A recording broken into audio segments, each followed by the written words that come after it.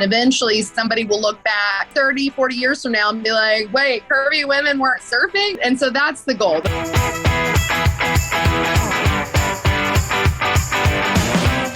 I originally started surfing at my heaviest. I was over 210 pounds at 5 feet tall. I'm about a size 18 at the time in women's sizing here in the US.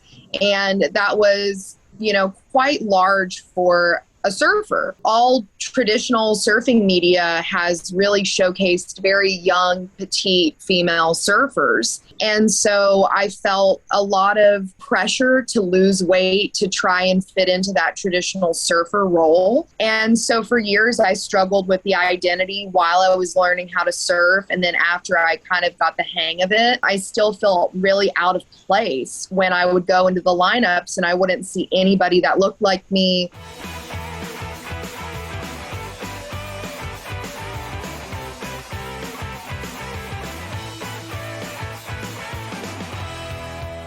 You just have this industry that is built around traditional petite, straight female sizing, which is exclusive of anyone that does not fit into that narrow category. I thought that one day I was going to wake up and the surf industry would have body positivity, but years went by and we still had nothing around body positivity in women's surfing. And so in March of 2020, after I lost my job, I decided to start the Curvy Surfer Girl movement to create body positive representation within women's surfing and show that there are women of all different shapes and sizes and abilities surfing in our lineups around the world that deserve to be represented and to have fashion that fits their needs as a curvy or a plus size woman.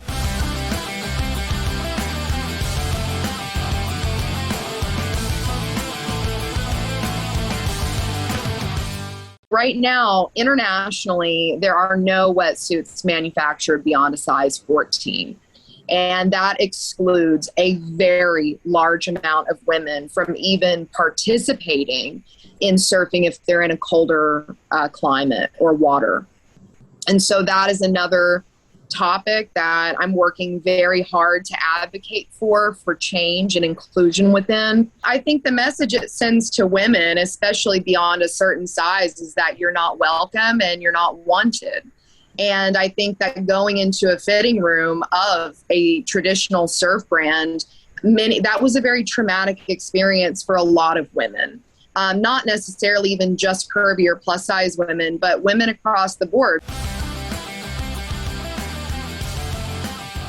Unfortunately, a lot of people continued to tell that myth to women that if you're too heavy, the board will sink, or you won't be able to move on the board. There's nothing big enough to support your size. You're not strong enough. You're not beautiful enough. I mean, there's every excuse in the book that they told women beyond that size of why this couldn't happen for them. What my goal has been at Curvy Surfer Girl is to really dispel those myths by showcasing not only myself, but other women that have had children that are of varying body shapes and sizes and are of varying ages and skill set within surfing. That moving sensation kind of makes you feel weightless and like you're flying. And it's really something that brings a lot of joy and happiness.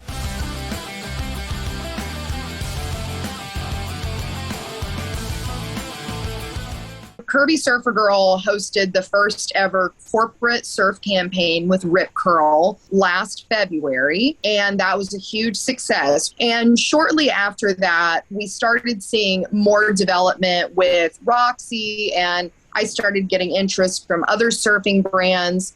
And so I believe the surf industry is starting to understand the significance of having this diversity and this representation to welcome more women into the sport. The goal is to make it where it's something that isn't even a question in people's minds, that it's just part of ordinary surf culture, that curvy women surf and people of all levels are represented.